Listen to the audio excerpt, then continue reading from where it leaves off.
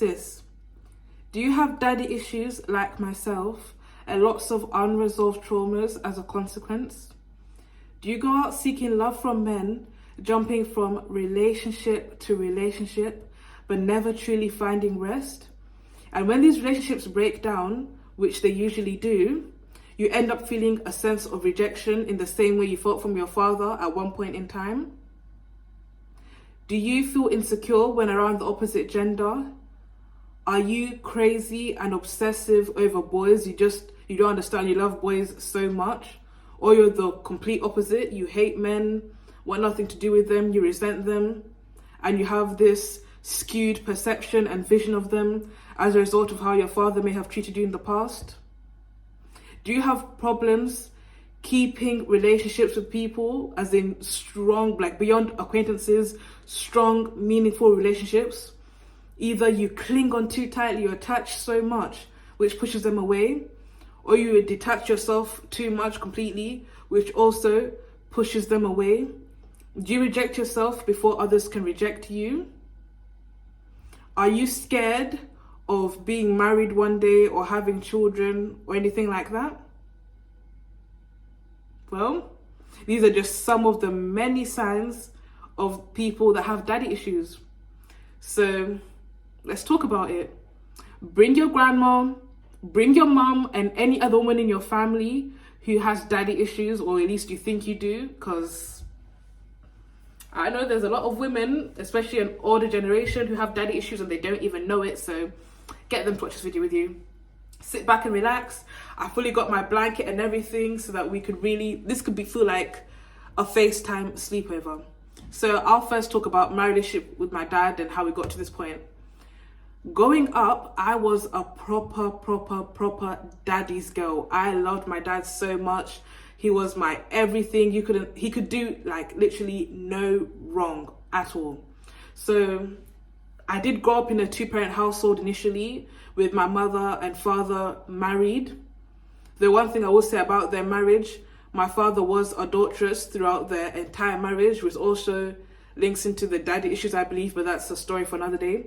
But yeah, proper daddy's girl from when I was born till 9 years old. I was always with my father, but then at 9, me, my mum, and my brother, we left the UK and moved to Kenya temporarily because of my mum's job. So now that was the first time in my entire 9 years living at the time that I'd ever been away from my dad, and we were in Kenya for about 4 years, I believe. So obviously from that point, I was in like a single parent household. I don't think that affected me too much because I would still speak to my dad here and there on the phone and stuff. So that one doesn't really have, well, at least I don't think have much of an influence. But when it really did hit me was when I moved back to the UK. So like I said, I was living in Kenya because of my mum's job. And then I must have been speaking to my dad on the phone one time and he was convincing me, come back, come to the UK, come be with me basically. So bear this in mind. The main reason I even moved back to the UK from Kenya was because of my dad. Because I wanted to, daddy's go be with him. I think he was even telling me to come back, whatever. So I moved back at 13. And again, I was with my dad a bit more whilst my mum remained in Kenya. And that was at 13. So at 14, this is going to make sense. Sorry, it's going to make sense, trust me. At 14, my mum had a stroke, and I talked about this in a previous video. She had a stroke, she fell sick suddenly, no one expected it. And she was away for some time in hospital. Fast forward, in the midst of my mum having the stroke, probably just a couple months, maybe 2-3 months into my mum having the stroke, my dad left. He walked away. Bear in mind, I said he had been adulterous all throughout their marriage, and my dad actually left when my mum got sick to go and be with one of the women he was committing adultery on my mum with. And the funny thing is, I don't remember the day he left. It's only my mum who reminds me, which again I think reveals how traumatic it was because my brain wiped it out. I have a history, whenever something really traumatic happens in my life, sometimes my brain can block out memories. So I just know that he left, but I just remember he left, but I didn't remember the day. But according to my mum, he must have come to me and said, look after your mum, you know, make sure everything is well. And then he gave me like money to buy chicken and chips or something. And then he left and never came back. So bear in mind, he never verbatim said, oh, I'm walking away, or I'm leaving to go be with this other woman and marry her. No, he literally just said, look after mum. And little did I know that would be the last time I would ever see him again in a household. So that happened, we struggled a lot, and because obviously he left, we ended up losing our house. My mum was sick, essentially like homeless basically. We had to move in with my brother because my dad left, he refused to contribute to the mortgage, just everything went bad, but that's a topic for another day. And this really, really, really affected me, and I didn't even realize how much it affected me until recently, really. I remember in the past, after my dad left, whenever I would speak about him to my mum, I could not for the life of me speak about him without tears, without my eyes getting watery. And I was in denial for a very long time. I'd always say, no, it didn't affect me, or I don't care that he left, like it didn't affect me, Wait, it did affect me clearly, because the fact that I couldn't even bring up his name without essentially crying. And I believe as I got older and I matured and I began to realize, wow, he left when we needed him the most, he just walked away, he was cheating the whole time, blah, blah, blah. This began to harden my heart and I began to resent him. And I didn't realize how much bitterness and anger and unforgiveness and even borderline hatred in my heart had filled for him until I had this one very particular dream. Sorry guys. So in this dream, the best way to describe it, I was like in the kitchen. I was in the kitchen because at this point, you know, we had gotten homeless and had to move in with my brother because we lost our house. So I was in my brother's kitchen in this dream, remember this is a dream, and in front of me was my dad. And he was just looking at me, staring at me with the most blank expression in the world. No emotion, no nothing, which is very key to this dream. And in the dream, I just started ranting and not shouting, but almost shouting at him. And I was saying, how could you do this to me? You left when I needed you the most. Don't you know how this affected me? I was so young, blah, blah, blah, blah. I was just going off in the dream. Like all the hidden pain and hurt in my heart was now coming out in this dream. And I was like, essentially putting it all on him.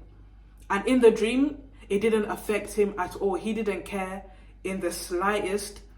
And then I woke up. And it's crazy because I had been in denial, like I said, for so long, thinking, oh, it doesn't affect me, he left, whatever. But now in this dream, things that I didn't even know in my heart was just coming out. And it's crazy because, you know, like when people go to therapy, yeah? Like, you know, like some people, they don't like the idea of therapy and they say, oh, I don't need it, or it's for crazy people, I'm good. And then they sit in front of a therapist and a situation that they thought didn't affect them, the therapist maybe says something that triggers them, and then like maybe if you've been in therapy, you know what I mean. If you've ever been to therapy, you thought a situation would affect you, and then the therapist, you know, they're experts, they've studied psychology, all those things. They're able to dig to the root, and next thing you know, you're screaming and you're crying and you're shouting, and you don't even know where that emotion came from. You didn't know you had it in you, but it was hidden deep, and it took the therapist to bring it out. In my case, I believe the dream was revealing to me all the hidden things that I didn't know was stored up in my heart concerning my dad. And again, the only reason I'm even making this video because my channel is all about transparency. I don't hide anything. What you see is what you get. I talk about everything. And like I said, some of the symptoms I mentioned, I'm saying like it's a disease, a symptom. One of the, you know, effects that I said of daddy issues is, you know, boys, or maybe looking to fill that void with boys. I remember, well, let me not even talk about boys just there. I remember whenever there was an older male, some sort of older male where there was, I don't know. No, let me speak about this one particular instance. There's this pastor, he was not my pastor, like for the church I attended, but he was just a pastor that I knew of. And one day from, I think it was after church, he was dropping me and my mum home. And I remember this older man, obviously he's a pastor, yeah. I remember he was a very lovely man, very kind and everything. And I just remember in my head thinking, and I saw how much he loved his children, yeah. He loved his children, he looked after them, just a good man, you know, a good father. And I remember looking at this man And little did he know, in my heart, I was thinking, I wish this guy was my father. Crazy. I remember I didn't tell this to my mum, and I must have brought it up years later. I was like, oh, mum, do you remember that one time when we were around that pastor? But then in my heart, I was like, I wish he was my dad. And sometimes when there's older males, and they're genuinely good men, and then I think in my heart, oh, I wish he was my dad. I wish I had a dad. I wish my dad was still in my life. And my mum was like, I think it really shocked her. Of course, she knew it affected me, but I remember her saying to me, wow, like she didn't realize that it affected me that much. And I feel maybe some of you can relate.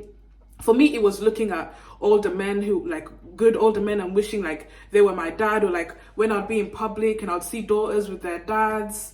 And I don't know if jealousy is the right word, because I'm not really a jealous person, but I'll just see it and I'll be like, I wish that was me. I wish I had a father. And the funny thing is, I never told anyone that my dad left. Of course, my family knew. But when I would speak to like friends and stuff, I would speak as if my dad was still in my life. Which is so crazy. It's like I was living in the past. When I would speak to people, I'd be like, oh yeah, my dad, oh yeah, my dad, oh yeah, my dad. And if I felt really close to you, I just wouldn't tell anyone. People probably just assumed that I was still living in a 2-parent household. And another way that it can affect, that I know especially lots of women, is some women jump into relationships with certain men. The man is no good for them, and he's no good for you. I've never had a boyfriend. I'm just speaking from something that I've heard women saying, where they've been with a man and they know the man is absolutely no good for them, but they settle for him for the sake of having a man around, for the sake of having like a male around, which is crazy. So the man's not good for you, he's probably even abusive. You could do better, but you'd rather be with him than to be alone. And whilst I've never had a relationship, I have entertained certain boys in my past, which I believe maybe if I had a strong father figure, or my dad was still in my life, I never would have. I was very insecure. I've allowed myself to be disrespected. I had one time a boy literally called me the B word, and I didn't cut him straight off. I didn't cut him off straight away. I just stuck around. I was still friendly because I don't know if it's male attention, even if it's bad attention, for the sake of wanting someone there. And I know for some girls that I've heard speak, they've even gone as far as, sleeping with a certain boy, hoping that would make him love you, but it didn't. And just, how do I say this? Essentially doing things with boys that you wouldn't do under normal circumstances, simply just for the sake of having a male there, basically. Yeah, this video is 12 minutes long. I don't want to speak for too long, and I feel like me, as you can probably already tell, I am a Christian. I think it's gone as far as affecting my relationship with God. Because, obviously, if you're a Christian, or even if you're not, I'm sure you've heard, God the Father, God the Son, God the Holy Spirit, like people referring to God as God the Father.